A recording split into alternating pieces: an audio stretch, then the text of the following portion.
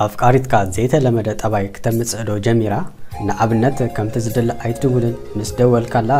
በተደጋጋሚ ኣክንዲ ከም ቀደማ ጽቡ ጌራ ተአለካ በሓጺር መልሲ ክትቀበለካ ጀሚራዶ ይስተርካ ዳንበር ናይ ቻው ቻው ጊዜኻ ኣኺሉ ካይከውን ተጠንቀቕ ከምዚ ዓይነት ምልክታት ምስተአዘብ ረክብካ ናበ ገጹ ይኸዳሎ ኣስተውዕል ሎም ማዓንቲ ሓሙሽተ ኣርክኻ ክትገድፈካ ክትሃስብ ከላ ተሪኢዮም ቀላል ተንገና ወሰንቲ ምልክታት ክርኢና ቅድሚኡ ግና ሰብስክራይብ ጌርኩም ኣባል እዛ ቻናል ክትኮኑ ብክብሪ ይዕድም ቀዳማይ ሰቕታ ተብዝሕ ምሳኻ ምስ ትሕሉ ዘይኣመላ ሰቕታ ተብዝሕ ምስ ተዛረብካያ ንሽሙይ ኣንበር እወ ትብለካ መንፈሳስ ድሮ ጌሽዩ ከይተራኸብኩም ምስ ተቐንዩ ከምቲ ናይ ቀደማ ተሓጊሳ ብሕጉስ መንፈስ ተሓንጣያ ኣክንዲ ትረኽበካ ዝሓልጣ ተርኢ ዕላልኩም ዘንበለ ቀንጠመንቲን ኣሰልቸውን ይኸውን ከምዚ ዓይነት ምልክት ዘይኣመላ ምስ ተብዝሕ ዝምድናኻ ናበይ ገጹ ይኸይዳሎ ብእቱብ ተኸታተል ኣይንፈላል የስ ኣይንፈላል በትበት ንሕና ኣይንፈላል በትበት ኸኣኒ ክንበብ ክፍለጥ እንዘለዎ ታሪኽና እዩ ካልኣይ ምስ ደወልካ ወይም መልእኽቲ ምስ ሰደድካ ቀልጢፋ ኣይትምልስን እቲ ቅድም ምስ ደወልካ ካልአይቲ ከይፀውዐት ከላ ተቐበለካ ዝነበረት ኣብ ውሽጢ ሰከንድ ዘይመልአ ግዜ ነቲ ትሰዶ ዝነበርካ መልእኽትታት ትምልስ ከም ዘይነበረት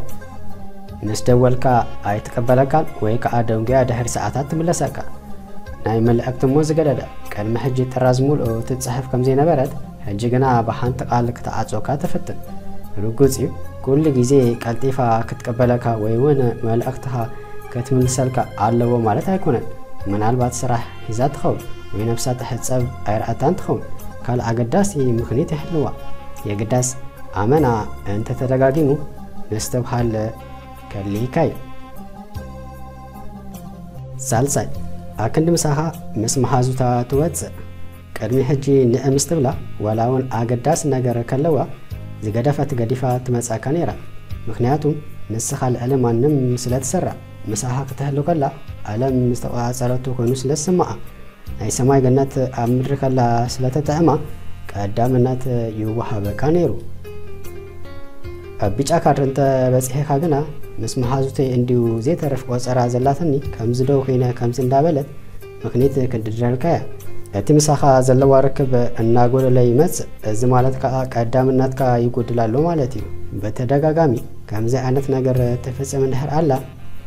ቅድሚቲ ቀይሕ ካርድ ሙሳርካ ኣላጢፍካ ዝግበር ግበር ቤት ሽኩር በጀኻ ኣነ ፍቅሪ ቃል ኢለ ዝቃፀል ዘለኹ ሰብ እዩ ፕሊስ ባኸም ቀደም ክኾነላ መን ሰብ ሰብዳ ወመን ማለት ይሄ ግድነት ተነካካለን ሞት ነገር ግን እንታይ ፀገም ኣሎ ታውቃይ ኣትቤቱ ሰብዳ ቋቢሉ ስለካም ኣትዳኒ ራብዓይ ዘይከውን ምኽንያት ተብዝሕ ንኣብነት ቅድሚ ሕጂ ትቆፅራ ከለኻ ብዘይልባእ እንዳጎየት ትመጽእ ወይ እውን ዘይጥዕማ እንተኮይኑ ዝግባእ መልሲ ሂባ ተፋነወካ ሎሚ ግና ደጋጊምካ ደዊልካላ ምዘይትቀበለካ ምስተመለሰትካ እውን ዘይከውን ምኽንያት ትድርድር እንተጀሚራ እዚ ዓብዪ ናይ ሓደጋ መጠንቀቕታ ምልክት እዩ እዚ እንታይ ዘርኢ ኣኽብሮታ ይጉድል ኣሎ ማለት እዩ ምሻ ፍቅሪ ኣብ ዝኾነ ቦታ ኣኽብሮት ግዴታ ክህልው ኣለዎ ተነኣኣካ ዘይኮን ዘረባ ዘይኣመላ ክትዛረብ ተጀሚራ ሓወይ ማዕሪ ይስተርካ ዳኣንበር ወዲኢና ካይበለትካ ከላ እዚ ነገራት ኣስተብሒልካ ካይሰዓረረ ከሎ ክትኣክቶ ፈትን ሓሙሻይ ብዝጠቅምን ዘይጠቅምን በኣሲ ተልዕል እንሕልኩም እንዳተዘራረብኩም ከለኹም ኣብ ክንዲ ትረዳዳ ብዝጠቅምን ዘይጠቅምን ዘረባ ክትጨድር ትጅምር በኣሲ ተልዕል እዚ እንታይ ዘርኢካ እንዳሰልቸካ ትመጽእ ኣለኻ ማለት እዩ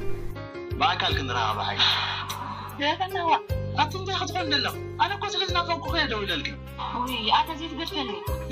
ኣይናፈቅካኒ ኣለኻ ክትብል ስማዓኒ እንዶ ዝናፈቐ ሰብ እኮ ናፈቆት እዩ ዝገልጽ እምበር ትኽኢል ናብ ነገር ኣያቱን ኢኸም ዝናትካ ዋ ኣተ ሎማ እንታይ ክኾንክ ዘለኺ እንታይ ስለዝተፈጥሮ ወይ ናበይ ነገር ስለዝኣተው ኣነ እኮ እቲ ምቁራይ ምባል ናበይ ኸይዱ ኢለ ኣይሓይተክ الزلمة كنا قالت كواحد ثاني دحن نقرفون دم ስለዚ እዚ ኩሉ ክዛረቡ ጸናሕኩ ኣብ ግምት የእቲኻ ከምዚ ዓይነት ምልክት ምስ ትዕዘብ እቲ ጠንቁ እንታይ ኢልካ ምስ ነፍስኻ ተማኸር ቀድሚ ዝኾነ ስጉምቲ ሙሳድካ ነፍስኻ ፈትሽ ምናልባት ከይፈለጥካ ትብድላ ከይትህሉ ኣብ ከምዚ ደረጃ ከብፅሓ ዝኽኣለ ምክንያት እንታይ ኢልካ ህደ ኢልካ ምስ ነፍስኻ ተማኸር ጌጋታት እንተለካ እውን ንሳ ከይፈለጠት በዓልኻ ይዕርዮ ኩሉ ዝግበር ጌርካ ጓል ጠባያ ናብ ንቡር እንተ ዘይተመሊሱን فتشك عن نفسك عبرت زرهيب كلا تتساقم أبعيو مالتي ክትገድፈካ ገለ ምክንያት ይጽበላ ማለት ስለዚ ንዝመጽ ነገር ንነፍስኻ ምእንታን ከይትጉዳ አዳሊኻ ያጽና በሉ እዚ ሁሉ ካብ ተጸበኹኒ መውሽሽ ይበኩም ከፋኖኩም ሓንቲ ጓል የኣኽለኒ ምሳኻ እንተ ኢላተካ ከይትለመና ብልመና ኣቕላ ኣይተጽበላ ጽቡቕ ጌራ ክትሓስብ ናይ ቤና ጊዜ ሓባ ብልመና ልባን ተትፍኢኻላ ከምዘይ ትምለሰካ ፍሉጥ እዩ ቤና ሓሲባ ኣውሪዳ ይጋገለኹ ኢላ እንተ ተመሊሳ ጽቡቕ ነው ኢላ እንተ ኸይዳ ገዳ ተኺድ ምክንያቱ ንክትምለስ ኣይተበገሰት እቲ ጽኸፈ ነገር ከዓ ጓል ቅያር ከሓዘት ንኣኻ ኣትሸንዳሃካንያ ስለዚ ንሳ ብልእስ እንተ ነይራ ካብኣት በለስ ኣላ ማለት እዩ ስለዝኾነ ገዲፋትኒ ኸይዳ ኢልካ ህይወትካ ይትዘራርግ ኣብ ቀጻሊ ምሽንዳህ ንከይጋጥም እንታይ ጥንቃቐታት ክንገብር ኣለና ዝብል ከርኢና እሞ ሳብስክራይብ ጌርኩም ተከታተሉ ንሎም መዓንቲ ሂዜ ዝመጻኹ እዚ መስል በካልእ ትሕዝቶ ክሳብ ንራኸብ ሰናይ ኣቦም ከጽሓክኒ እንታይ